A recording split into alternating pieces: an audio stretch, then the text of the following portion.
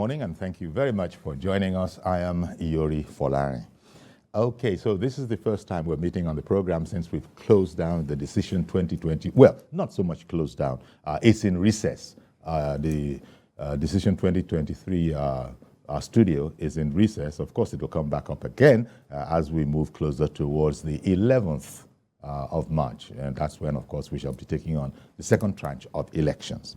And, okay, so here we are. By now, the election has been fought and won, and certificates of returns have been issued.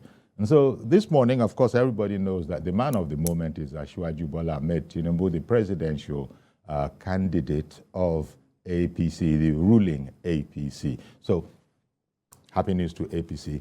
APC is succeeding itself in office. Okay, sort of now looking at how did this feat come about? How easy or difficult? Most of you can answer that because you saw the man campaigning. That is, I'm talking about Asiwaju Bola Ahmed Tinubu and his running mate. You saw them campaigning all over the country, and it was a grueling, just about back-breaking kind of a tour. But at the end of the day, you saw how both of them stood up to it very, very well. And now sort of to look at how has the journey been, the road to victory for Asiwaju Bola Ahmed Tinubu. And our guest this morning is Bashir Maidugu. Bashir Maidugu is the special advisor on trade and investments to the Borno State governor, Professor Babagana Zulum. He's also a member of the APC Presidential Council. He's in our Abuja studio. A fine morning to you, Bashir Maidugu. Thank you for having me. Pleasure. So first of all, I should say congratulations. Your party won at the polls. It's not over yet because there still are other elections to come out with the second half of the elections. But give me your impressions about how difficult or otherwise would you say it was? Well, precisely, I have to admit that it's not an easy job, for the APC, looking at our circumstances. And the good thing is that right from the primaries,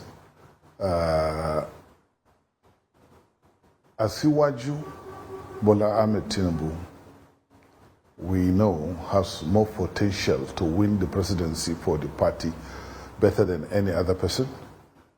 And this realization actually calmed me down, looking at his antecedents as somebody who knows Nigeria.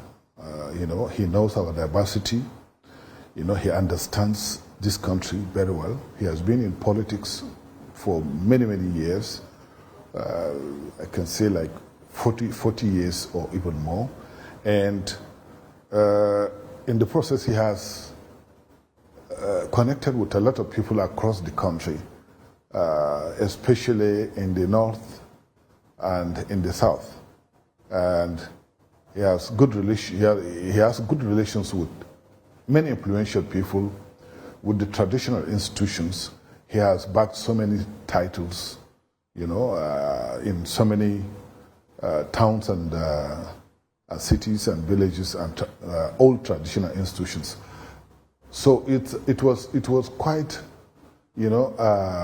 easy for us to sell him to the country, and his emergence as the candidate of the party of APC has reassured us that we will be able to make it.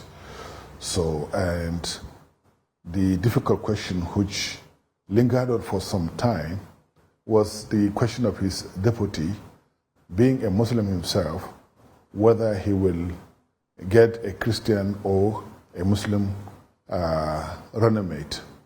That question actually bothered us even much more than who will emerge as the candidate. But then at the end of the day, we had to make a decision, and he made a very good decision of identifying the correct candidate,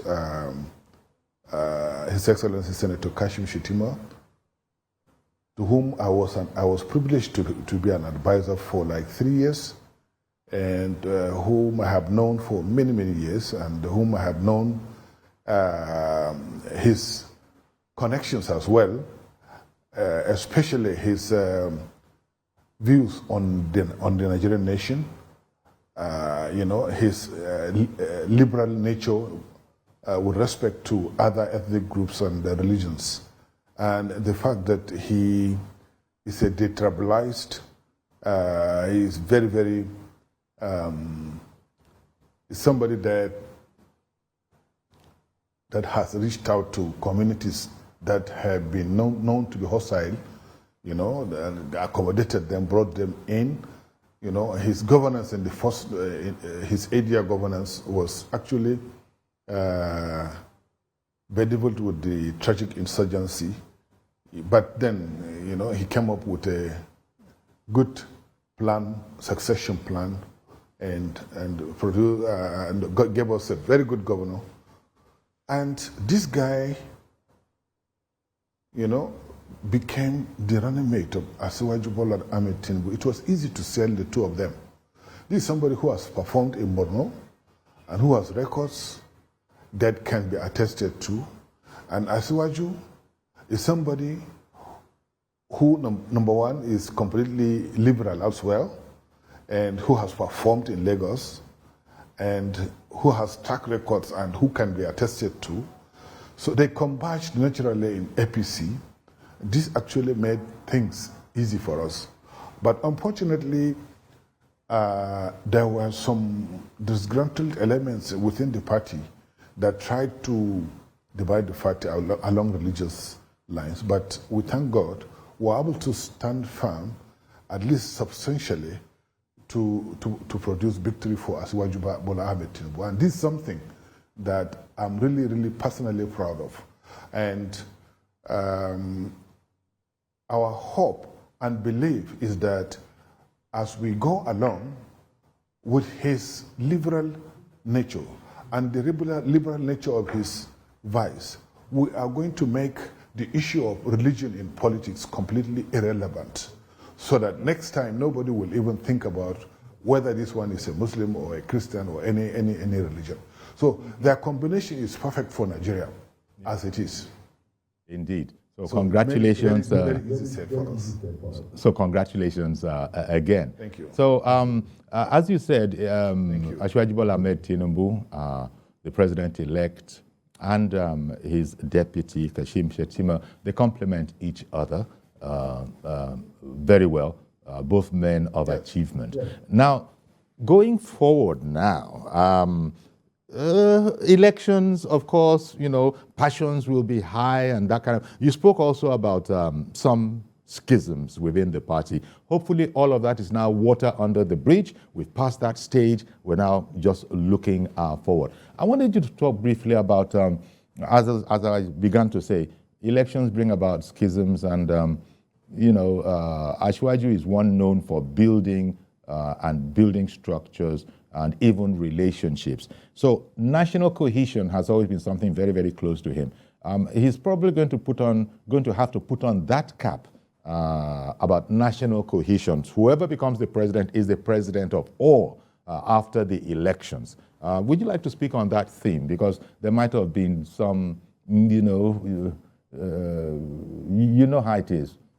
People feeling, of course it has already been said that if there is any reason, if you are dissatisfied in any shape or form, of course you can approach the courts. But the man that you know, your leader, talk to me about national cohesion as a theme for him.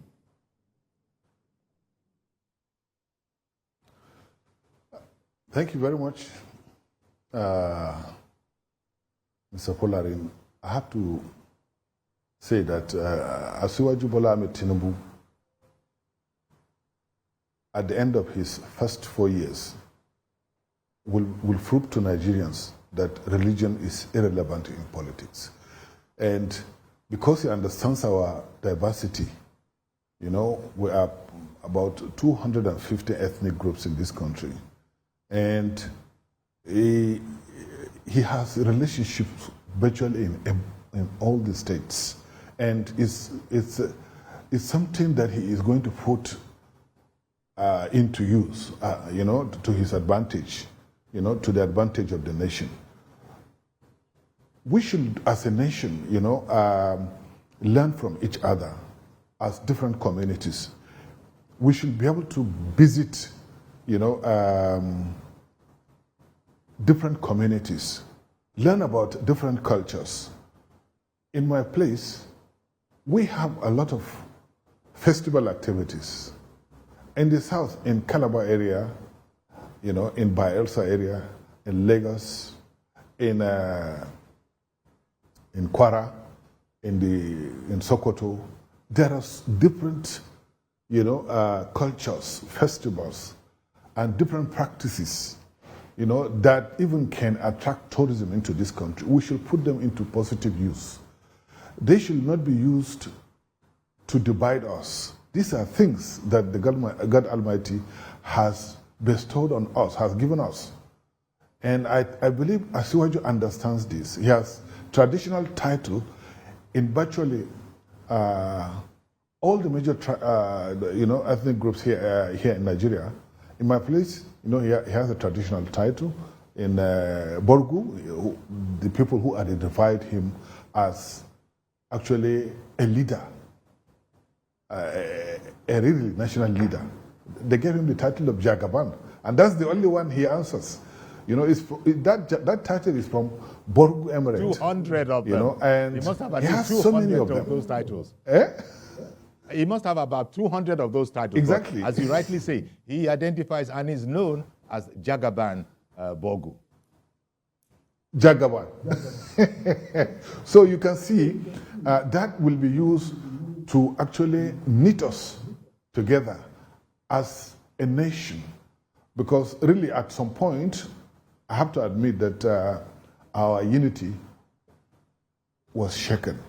But with this election, we are going to have a truly united Nigeria, a truly diverse Nigeria that understands its potentials, that can be used as, as a potential for attracting tourists across the world.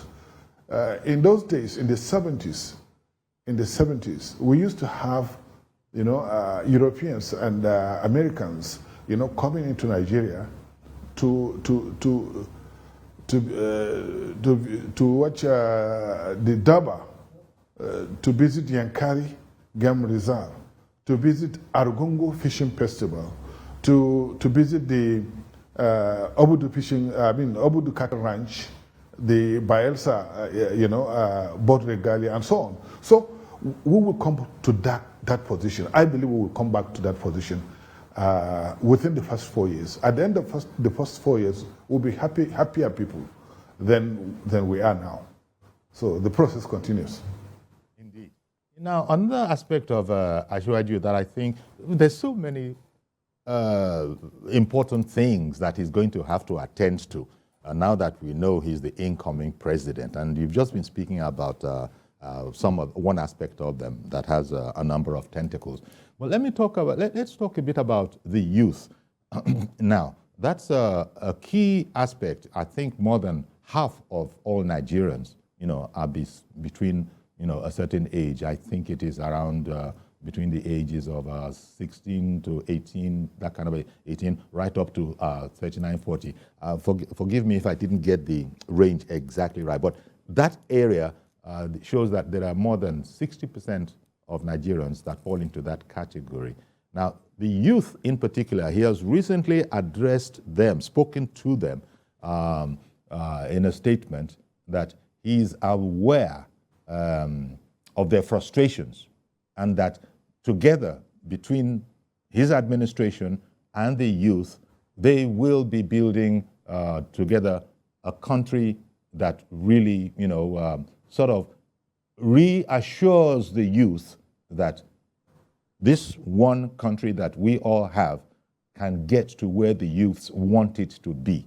As you probably know much well, perhaps even better than me, he's always been very highly interested in the matters of the youth. We've seen this going around universities, going around all these hostels in the past. That is something that you probably will be saying, I imagine, that the time has come for an administration to really embrace the youth and take them on. How well do you think Asiwaju will do in that regard? Thank you. You see, the first step towards solution of a problem is to identify the problem. That's the first step. And I'm very happy that on his, election, on the day he was declared president-elect, he communicated a message to the youth that he has heard them loud and clear, and that he's going to address the problems of the youth. And the problems of the youth is essentially absence of opportunities, employment opportunities, opportunities to realize talents, opportunities to, to be what you want to be. But I have to admit, the agenda for the development, for youth development in this country will have to be, developed in conjunction with the youth. The government, the next government, his government, definitely will consult the youth on the agenda for youth development. Right now, maybe I can call myself an elder, what we think the youth want might not necessarily be what they want, but we know that they want to improve their lives. They want to have a future, they want to have great-grandchildren, they want to have a nation full of opportunities. So how do we go about that? And what are the other things that we don't know that the youth actually will want to have? This includes, because I'm saying this because, you see, we are in the technology age. There are so many things for instance, and many of us don't know that the youth actually want. Those that are in consonance with our culture, with our tradition, with our religion, can be actually, explored. There are so many things, in the West that cannot just be imported into this country, hook, line, and sinker. We have to build them. We have to say that this is good for you, this is not good for you. For example, like the gay movement. You can't have gay movement in Nigeria. Nobody will accept it. In Africa, you understand what I mean? Okay, now youth, what do you want? This is what we want. How do we want it? This is how we want it. You just develop a roadmap, maybe a 25-year roadmap, like the way he did in Lagos, to develop, the potentials of the youth that are unborn, even. You understand what I mean? So, in that light, I believe Asiwaju means very well and is very sincere on his agenda for the youth. I think they should embrace it wholeheartedly. They should cooperate with the government of APC to actualize youth development positively in the interest of our nation, in the interest of who we are, as diverse people. That's my view. Exactly. So we can take it as a given then from your perspective that he will be listening to inputs from the youth, just along the lines that you have just. He will be, his administration will be a listening administration. Essentially, that's what I'm saying. Now, the other thing is, I don't know if the word is reconciliation. I was saying that after elections, some feelings are hurt, and we've heard that people can go to court. But even in his speech, he was immediately inviting, look, all former contestants, that we had a vibrant contest, but he's invited all of them to come together. This fits into the mode, at least just that statement, it fits into the mode of what people who have viewed him well in Lagos, and perhaps those associates who know him better around the country as well. This whole group thing where he wants people of diverse minds, diverse talents, diverse sensibilities to come together and let's talk about this. Let's talk about this and take something out of it and maybe have a position. Do you think this is going to be Because now we're dealing on a national scale. Yeah, indeed. That everybody should close ranks. Talk to me about that, about the man Asiwaju Bola Ahmed Tinubu. His call is evidence. It's a clear evidence that he does not have a winner takes all posture. All parts of Nigeria will be represented in his government. And he is offering the opposition parties, those who lost the elections, not to be bitter, not to feel bitter. It's generosity, inviting them to be part of the nation building process. And this is something, this is a gift.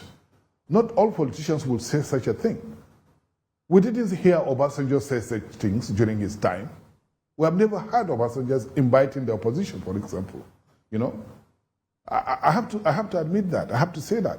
This particular statement is a clear indication that this is a patriot that is actually pursuing an agenda of nation building by inviting those who actually contested against him to be part of his government.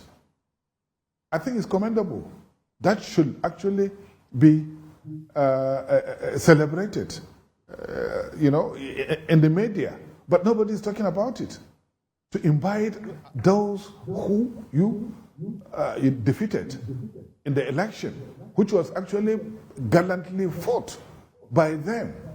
If you look at it, the gaps are not as those in previous elections. That's right. So therefore, closely you know, it's something that I think we should celebrate.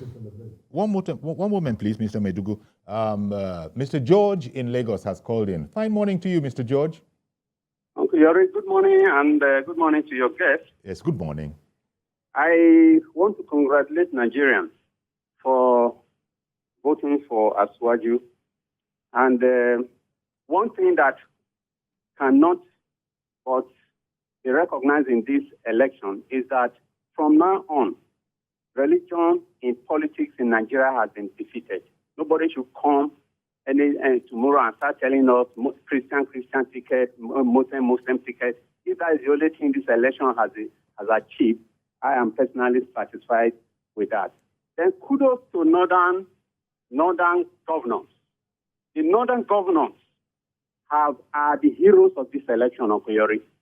They have proven to Nigeria that they stand for integrity, they stand for fairness, they stand for fair play, and it must be acknowledged. We want other governors to follow suit because that's the only way Nigeria can grow. Uncle Yori, I also want to let you know I'm a very, very ardent supporter of Asiwaju. I have no regret for that.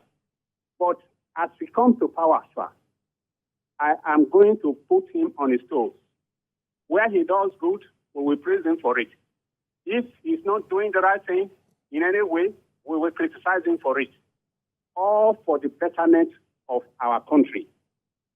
I like him to build a team, as he is known for in Lagos, based on ability, not other just party considerations. I know he won't do that anyway.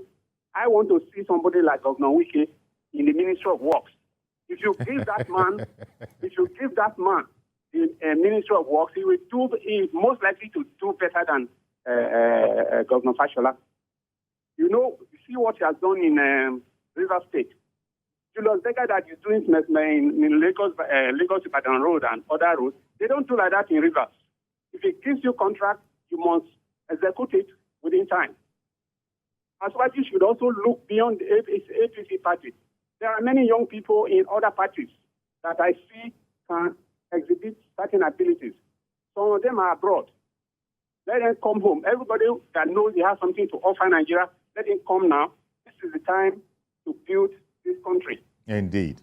Yeah, so, Uncle Yori, the last I would like to say is about elections in Lagos, the one for governorship.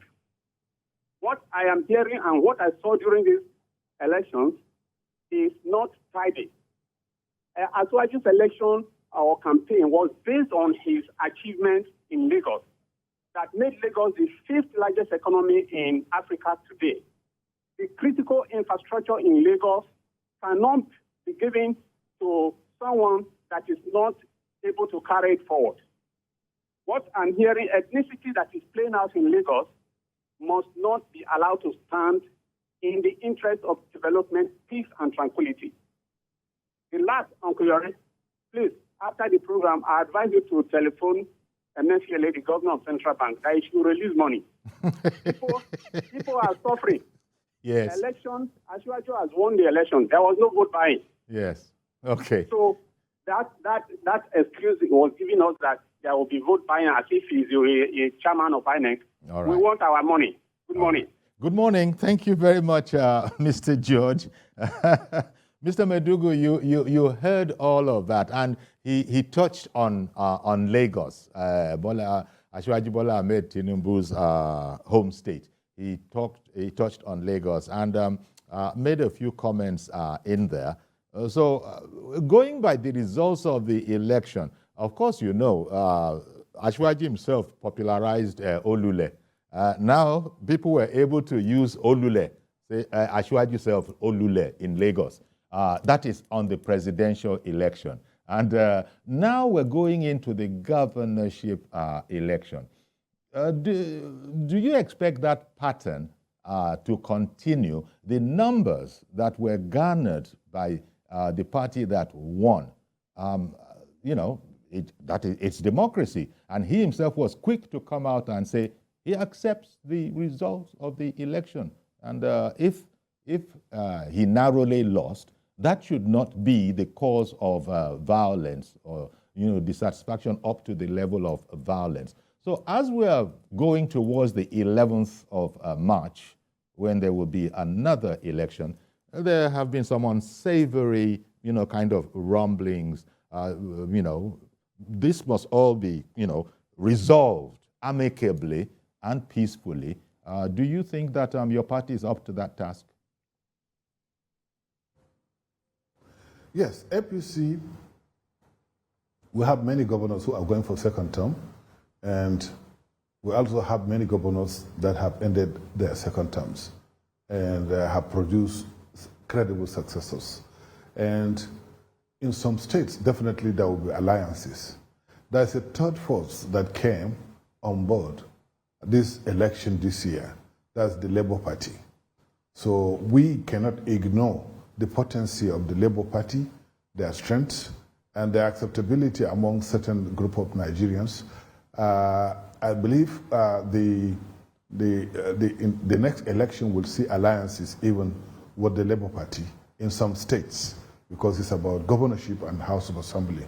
Some states that have, we know, weak candidates can actually venture into alliance with the Labour Party to come up with a winner. And once that works, I think we will have some even more governors than we had. We're having now. So in that light, I would like to suggest that the next election shall be based entirely on merit, not on religious line, not on ethnic line, entirely on merit. If a governor has performed like my governor in Borno State, give him chance. And it is, I think, even very rude to contest against him. Commend him and give him chance, you know, so that he can do better. You know, that's number one.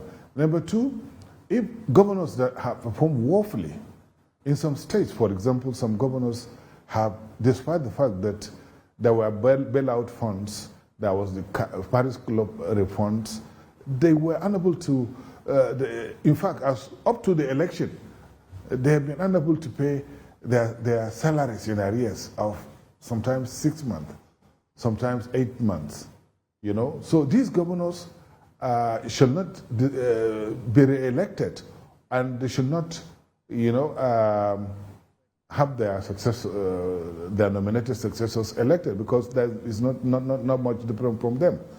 Unfortunately, we don't have any APC governor that is owing that much. And as a party man, I would say that Nigerians should vote APC all across the line. in this. In any Because, case, the results are there in Lagos. I beg your pardon. I was going to say the results are there in Lagos if it is needed. But Reverend Dominic, first of all, thank you very much for holding on all that while, sir. Good morning to you. Good morning, Yori. Yori, I want to congratulate Asiwaju for this hard-earned victory. But, Yori, can you hear me? We can hear you. Congratulations, Yori. But I want to say this. You know my emotion about this election. One thing I love about this man, Yori, after a few hours of declaring him a winner, it has started working as a president. How? I heard his speech that day.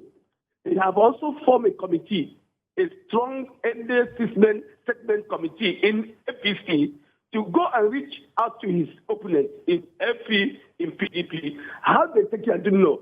But that's supposed to be a mind of a man who is prepared on stage. And number two, I know, I have heard his speech, his last night, some of that tension that APC put all of us. Now, look at the speech. The speech is that this man understands that never in the history of Nigeria have we had a election that is well contested. And everybody minds on it. Every three of them, the PDP, the FP, the APC candidate, got 12 states. It has not happened in the history of Nigeria. It's well contested. It means this, that everybody in this nation wanted a change. The truth must be saying, I'm a part of APC. APC have put us in a hard, terrible tension pain, including Asiwaju. So most people could have liked that APC should go advance it and let their lesson. But thank God for the personality of Asiwaju. The winner of this election is not APC. And I say boldly, the winner of this election, according to INEC, is Asiwaju Bola Tinubu. His character, his personality, and he brought it to bear. He has hit the ground running by trying to reconcile Nigeria. We are divided. I have not seen a nation divided like Nigeria now. And thank God Asiwaju knows it. By his countenance, he's not celebrating so much, he's not laughing so much, but he tried to know that we have been wounded every corner, and he has come to reconcile. Whatever happens from now, if God knows everything, but he's now, the president-elect. I want to plead to everybody to be calm. After election, as I said last week, there will be a Nigeria. Congratulations again, but let's not celebrate so much. Try to counter another person. This election is well contested, and they'll be 100% well. All right, then. Thank you very much, Reverend Dominic. And Mr. Bashir